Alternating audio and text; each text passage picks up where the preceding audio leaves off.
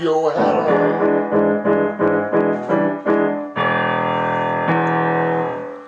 I mean, you recorded that in '72, I think. Yeah. You can leave your hat. That's right. I think so. God knows. I don't know. What, just give us your sense of what that song is about. To me, it was about a guy who's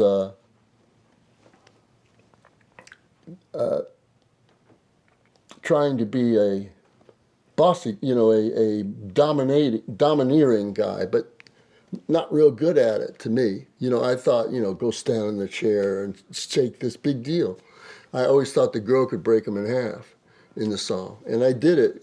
I did it down here. Baby, take off your coat real slow. Baby, take off your shoes. Yeah, I'll take your shoes. Baby, take off your dress. You can't. Yes, yes, yes. You can't leave your hat on. You can't leave your hat on. You can't leave your hat on. And I thought, you could barely hear me over Cooter's guitar, playing. I just thought it was sleaze, straight sleaze, not particularly energetic, sexual, let's get it on, baby, He's telling her to stand on a chair, turn on the lights. It's kind of sorted, and I did it down there like that. I always thought, I think it pissed some women off, the song, but I always thought it was like a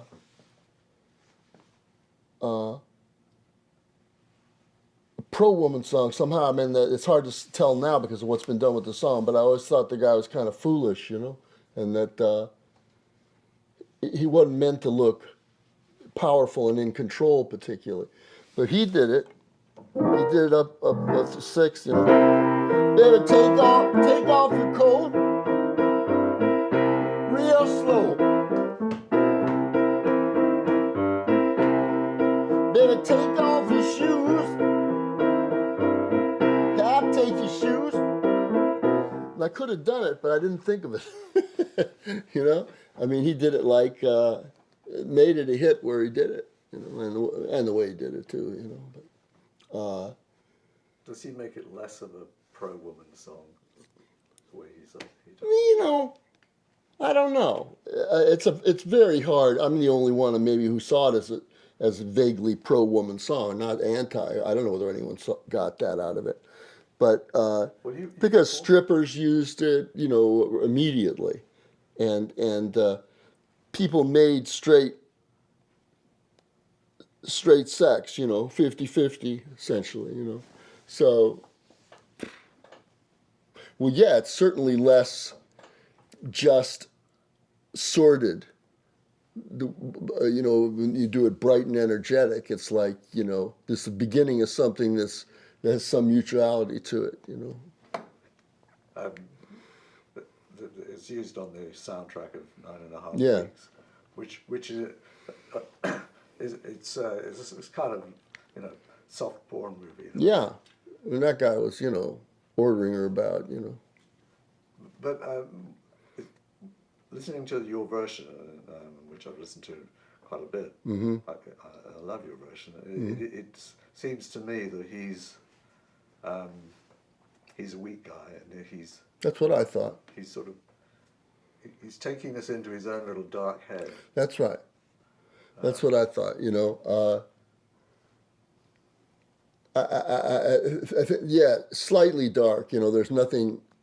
He hasn't done anything yet exactly. But still, it may well be imaginary. It's certainly ordering someone about in an odd way, slightly. I mean, it's stand on a chair, okay, but not much. That's what I thought, and it's an odd conceit. I mean, it's a lot simpler just to blast away and do it. I mean,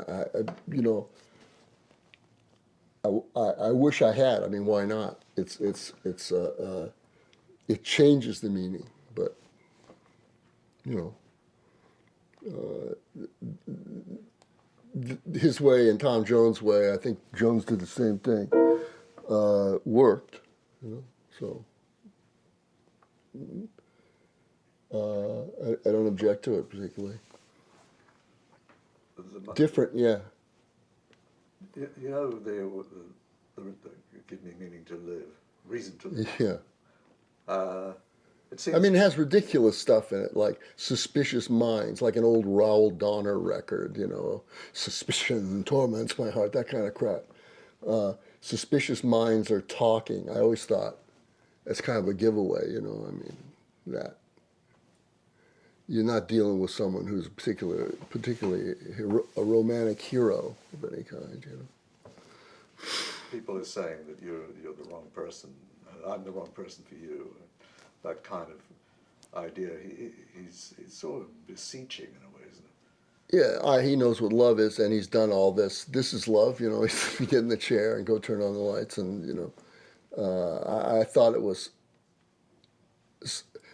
not obviously ridiculous, but fairly obvious. With Suspicious Minds are talking, and they don't know what love is. I know what love is, and you know, all he's done is like told her to go turn on the lights, get it here. I'll take your shoes and get on the chair. That's love. Do you have it when you're writing a song like that? Do you have? It sounds like you have quite a concrete character in your head almost. I do. And it's like, you know, when you used to analyze poems in school, someone would say it's about a poem's about a guy climbing a tree, and another one would say it's about a guy going in his house and finding his wife with someone else. Different, oh, that's fine. And the teacher would say, that's fine, that's fine. I always want people to get what I put in. But over the years, you get a little more flexible about it because you don't always do it right. And the way you see it isn't always the way it is. You know, you work with the director doing a picture, and he'll say, see, this scene is about da-da-da. And I said, well, and when I used to say things like this before I learned to shut up, I said, well, that's not what's up on the screen exactly. I mean, I can only play what's up there musically. But, you know, it happens where you don't do what you think you did.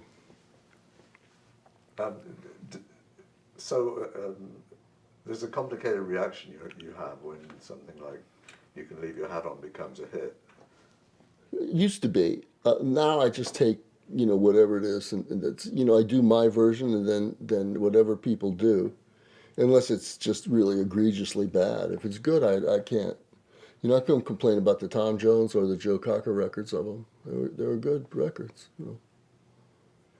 And the meaning of it isn't that important to me, of that song particularly. You know, if they, I believe in Sail Away he said little one instead of little wog, which I can understand, but I meant wog, you know, very much so I meant wog. It isn't in any way like a blandishment and an attractive prospect to come to an America that I'm talking about. And I think that was clear in his version, but less so. When you wrote Sail Away, Yeah. and it's clearly a very powerful statement, Yeah. but you managed to carry that very powerful statement across in a way which is kind of a real sort of satirical charge to it. A lot of people don't realize what the song is about because hearing is something kind of, you know, like a... It's fairly clear to me what that one's about. I mean, you don't have to run through the jungle and no mamba snakes and lions and stuff and watermelon, but some don't. Yeah, that's true. You don't expect, particularly in those days, before The Simpsons say, you don't expect words not to mean what they say in a song, you know, which is irony or whatever you want to call it. And that's the way I write. The guy, you're not meant to rely on these narrators. I always think the audience is better than most of the people I choose to write about. Why I write that way, I don't know. But I've been doing it a long time that way once I stopped writing straight sort of love songs, 65 or so. And that's what interests me, sort of aberrant personality, slightly a little off. It's hard for me to write a straight love song. The sort of sense of irony that comes through a lot of, certainly that period of the 70s, your records in the 70s. It's quite interesting that someone like Joe comes and takes that, who's kind of wedded in Ray Charles kind of sound at that point. But he does, as you say, do you think he carried off? Yeah. There's enough of the irony left in Say Sail Away? Sure there is. The lyrics are there and he sung them. There's enough left. You can't do it the other way. Bobby Darin did like a happy version of it, as I recall. But he's a smart guy. I think maybe he must have known what the hell the thing was about, and maybe he thought a happy version was the way to add more to it. You know, I don't know. Hard to say. Now Ronstadt's version, you know, she's very smart, and she knew what the song was about, but her irony isn't what she does, you know. Exactly. You're no good, sort of. Yeah. But you know, when you got a voice like that, it's hard to be disbelieved, you know, thought of as unreliable. In America, you get food to eat. Won't have to run through the jungle and scuff up your feet. You just sing about Jesus and drink wine all day. It's great to be an American. Ain't no lion or tiger, ain't no mama snake. Just a sweet watermelon and a buckwheat cake. Everybody's as happy as a man can be. Climb aboard, little walk, sail away with me. Sail away, sail away.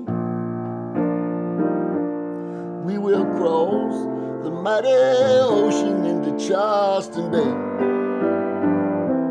Sail away, sail away.